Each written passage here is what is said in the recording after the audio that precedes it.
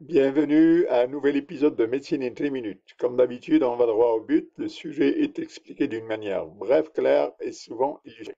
Alors, la présentation d'aujourd'hui est à propos de l'asthme, les types, la physiopathologie, les symptômes et le traitement. Voici le tour de la présentation. Introduction, qu'est-ce que c'est qu'une hyperréactivité? Qu'est-ce que c'est qu'une hypersensibilité? L'asthme exogène, l'asthme endogène, la physiopathologie, l'inflammation neurogène, les facteurs génétiques, les facteurs environnementaux, les causes, les symptômes, les types, le traitement, les bêta-agonistes à action rapide, les bêta-agonistes à action lente, l'action des corticostéroïdes, le montelukast et les leucotriènes, les anticholinergiques, l'asthme induit par l'effort, l'asthme professionnel, les aliments qu'il faut éviter en cours d'asthme, les aliments qu'il faut encourager durant l'asthme et les remèdes naturels de l'asthme. Alors, l'asthme est une maladie chronique, mais elle est réversible. Elle est caractérisée par une inflammation des voies respiratoires.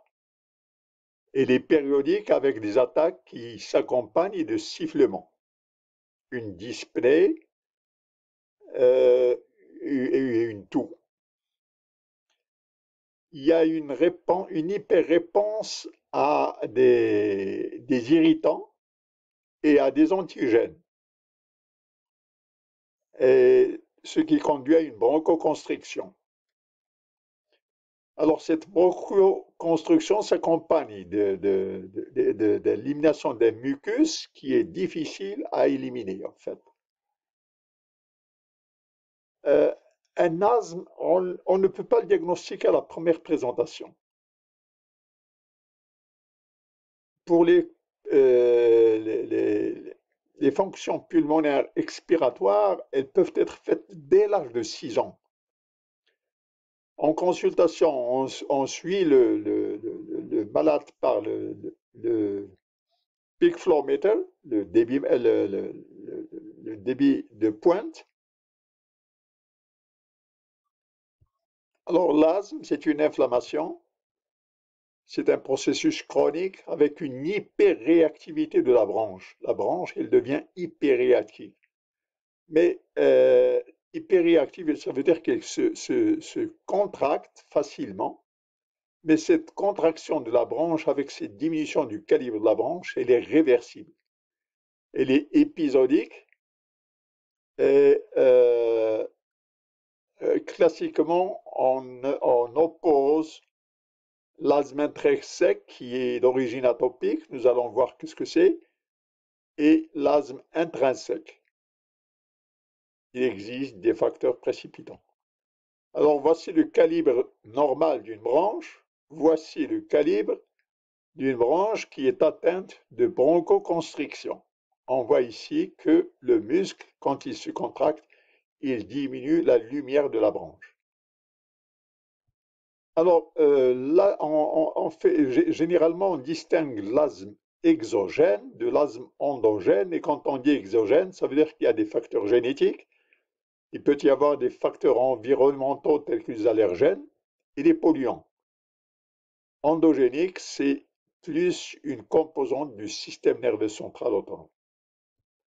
Alors, ce poumon avec ces signes, ces notes que vous voyez, c'est pour désigner le wheezing. Le wheezing, le sifflement au niveau du poumon. Alors, il y a une dyspnée, il y a une toux, il y a une expectoration qui est difficile à faire ressortir, et, et il y a le sifflement, bien sûr. Alors, classiquement, on dit qu'avant l'âge de 12 ans, il existe un facteur génétique. Après 12 ans, c'est plus l'action des facteurs environnementaux. Alors, 40% des enfants asthmatiques souffrent aussi de rhinite allergique. Et les allergies, elles proviennent généralement des deux parents. Alors, ce qui différencie les allergies entre les adultes et les enfants, c'est que chez les enfants, les voies respiratoires sont petite. Le diamètre il est étroit.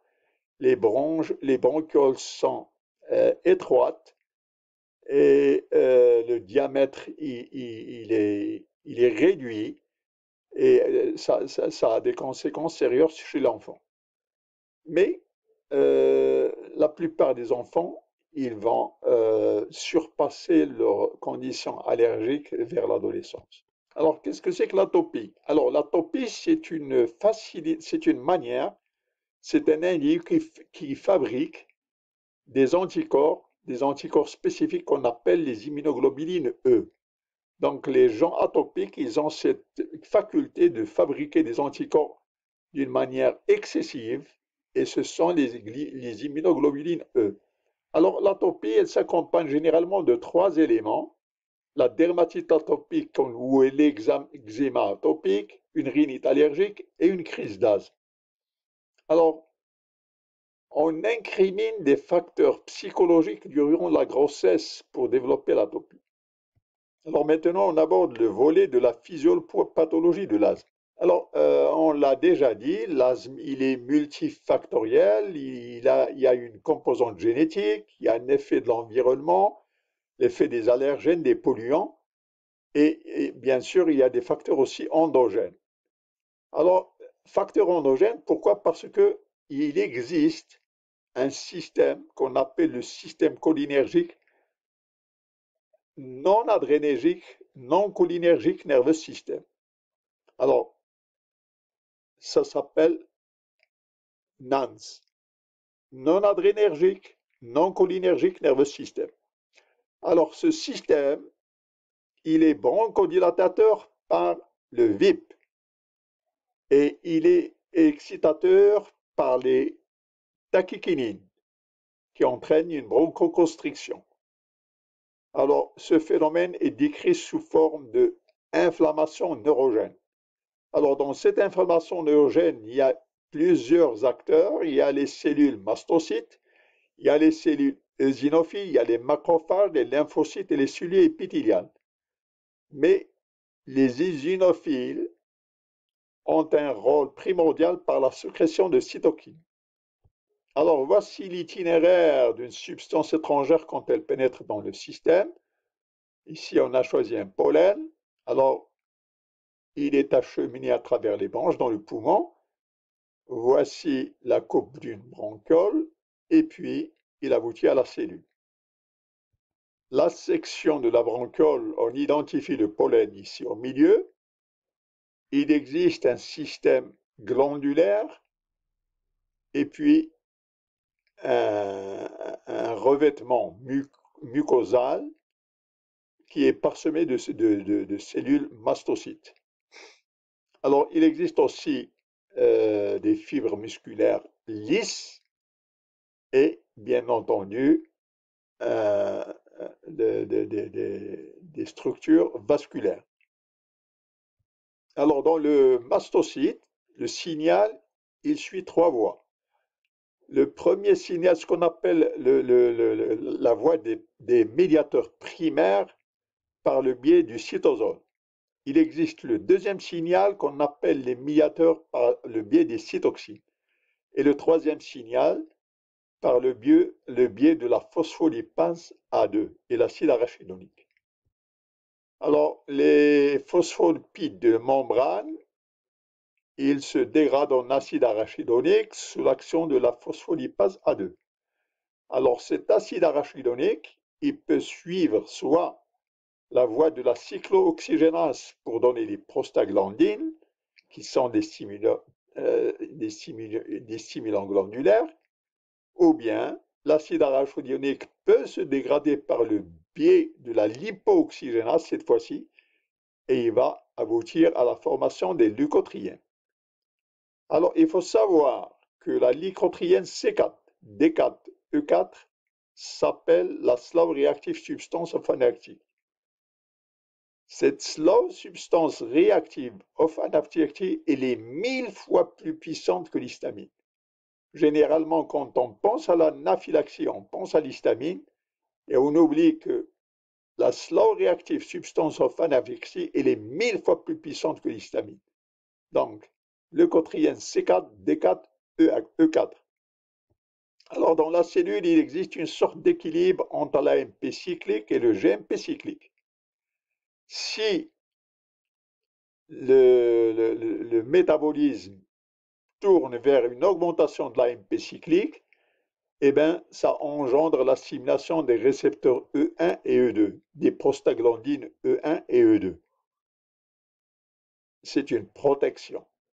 Par contre, si le métabolisme est orienté vers la guanine-cyclase, eh bien, le mastocyte va stimuler les prostaglandines F2-alpha. Alors, les prostaglandines F2-alpha vont induire la formation des médiateurs de l'anaphylaxie, à savoir l'histamine, la slow reactive substance of anaphylaxie, l'héparine, le PAF et le ECFA. Alors, les symptômes de l'asthme, il y a une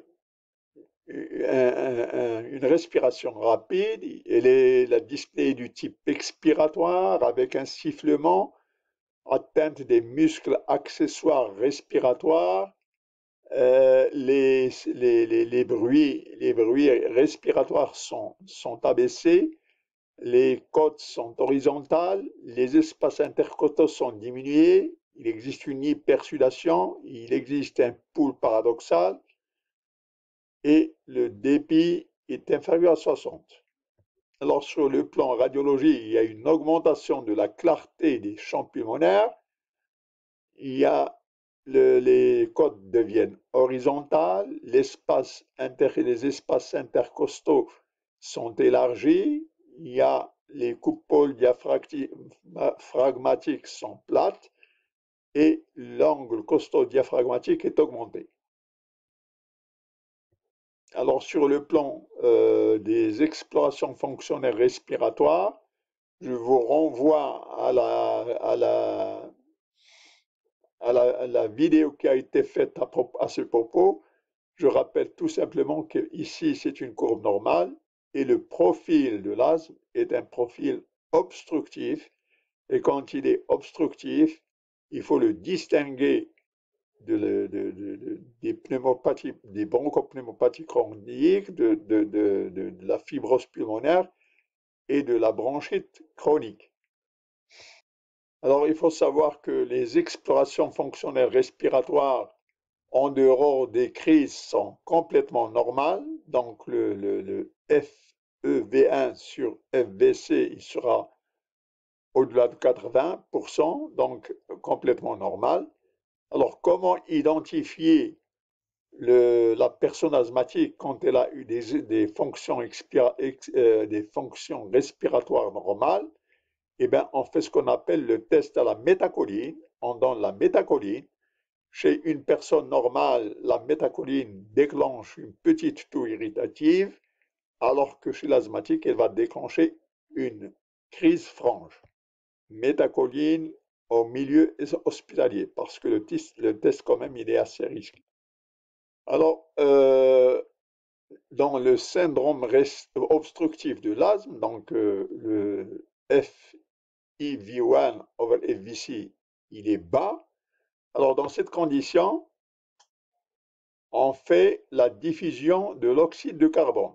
Alors, si la diffusion de l'oxyde de carbone est aussi basse, il s'agit d'emphysème. Mais si le syndrome obstructif s'accompagne d'une diffusion de l'oxyde de carbone qui est normale, alors il peut s'agir soit d'un asthme, soit d'une bronchite chronique. Comment différencier l'asthme de la bronchite chronique? On donne un bêta-agoniste. Si la crise se réduit, il s'agit d'un asthme. Si la crise ne se réduit pas, il s'agit d'une bronchite chronique. Alors, les types d'asthme ou les formes cliniques de l'asthme, il y a essentiellement 4: intermittent, léger, modéré et sévère. Alors, léger, 2 crises par semaine. Modéré, 4 crises par semaine avec une toux nocturne. Modéré, persistant, 2 crises une crise chaque jour durant toute la semaine avec une toux nocturne et la forme sévère, une crise chaque jour, une toux nocturne, mais les explorations fonctionnelles sont inférieures à 60%. Donc modérées, elles sont normales.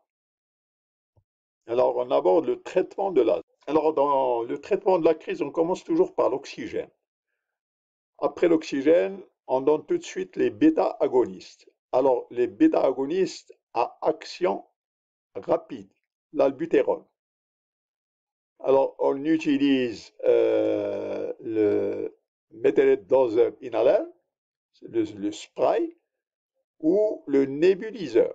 Alors, si en milieu hospitalier, on préfère le nébuliseur parce que il y a une surveillance quand même du malade. Euh, Qu'en est-il des anticholinergiques? Parce que quand même, le bronchospasme, il est lié à l'acétylcholine et il existe une action des anticholinergiques sur le muscle lisse bronchique. Seulement, l'anticholinergique, il est préférable de le donner dans les bronchopneumopathies constructives, chroniques. Euh, après, après la résolution de la bronchoconstruction, ben, il faut donner les corticoïdes. Les corticoïdes, il faut traiter l'inflammation. Il faut pas oublier que l'asthme est avant tout une inflammation chronique. Alors, dans la crise, on commence les corticoïdes en intraveineux. Et après, on fait le relais aux corticoïdes oraux. Alors, toujours dans la chronologie, il faut commencer par l'oxygène, ensuite les bêta-agonistes et ensuite les corticoïdes.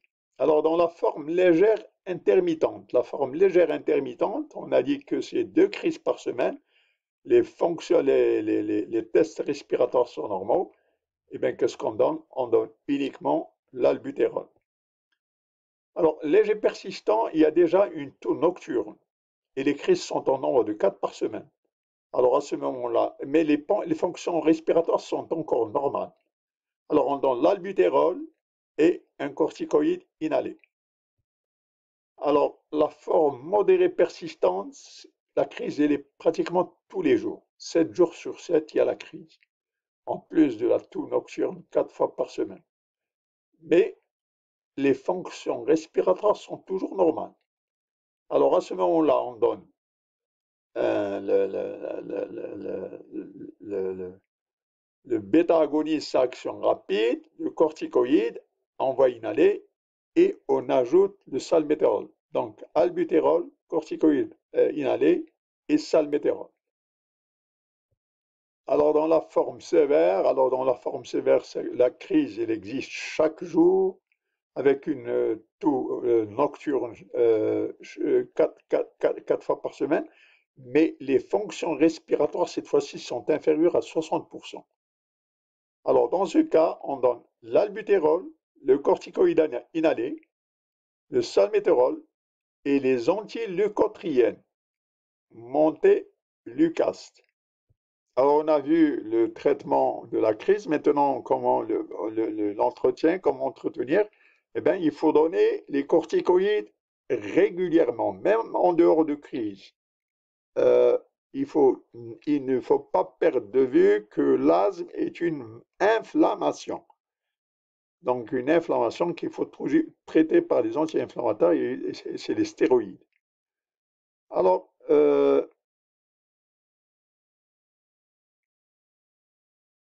les bêta-agonistes, on les donne à la demande.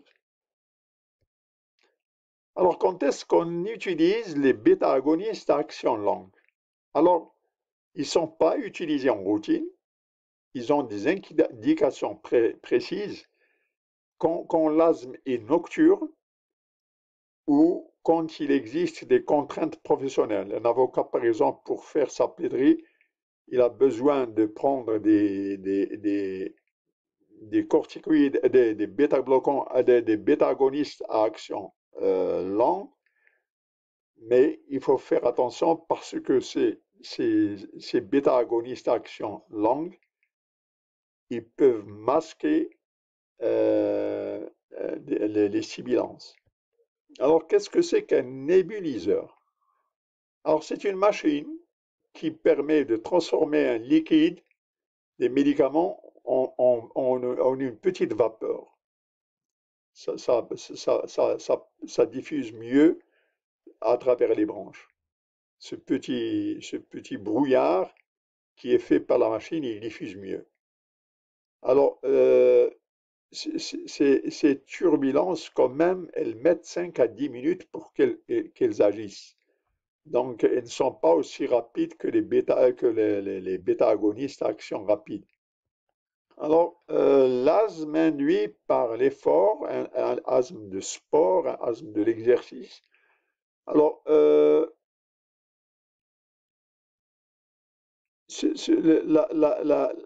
l'asthme ne cause pas l'asthme d'effort. L'exercice, ce n'est qu'un déclencheur de la crise d'asthme. Il existe une dyspnée, il existe un rythme respiratoire rapide, l'insibilance, une toux paroxysmale, et à l'examen, on trouve le sibilance, bien sûr, et il faut faire attention chez les athlètes parce que le bronchospasme et le disconfort de l'asthme d'effort, il est faussement attribué à une fatigue de l'athlète. Il faut se méfier de cette situation. Alors, dans le traitement, on utilise les bêta-agonistes 20 minutes avant l'effort et les corticoïdes inhalés. On utilise aussi les leucotriènes agonistes tels que le montelukast ou on utilise le salmétérol 2 heures avant l'épreuve. Alors, l'asthme professionnel, il existe 2 catégories. Il y a une catégorie immunologique et une catégorie irritante. Alors, la catégorie immunologique, c'est les polluants du travail qui induisent la sensibilité du système immunitaire. Il peut s'agir de plantes, d'animaux ou de protéines de différents poids moléculaires. Il peut s'agir d'agents chimiques, des métaux ou de poussière. Les irritants non immunologiques sont des irritants qui provoquent une bronchoconstriction, mais qui ne déclenchent pas de réaction du système immunitaire. Alors la chambre d'expansion, qu'est-ce que c'est? Donc ici, on a le spray et entre la bouche du patient et le spray, on augmente l'espace, c'est la chambre d'expansion. Alors en matière d'allergie, les œufs sont l'allergène alimentaire le plus courant. Immédiatement après viennent les cacahuètes et puis le lait et le poisson. Alors, donc c'est des allergènes qu'il faut éviter. Et puis, il faut encourager la prise de vitamine C, donc les piments, les oranges, les tomates, les kiwis, les brocolis. Il faut encourager la prise de vitamine E, surtout l'huile d'olive, et les oméga 3, donc toujours l'huile d'olive et le tournesol. On préconise aussi l'oignon, hein. On connaît des vertus dans le régime asthmatique. On ajoute surtout de l'oignon. Alors, en matière de ce qu'il faut éviter, donc en plus des aliments connus qui sont allergisants, il faut éviter les sulfites. Les sulfites, c'est surtout dans les figues, dans les dattes, des aliments qui sont sucrés.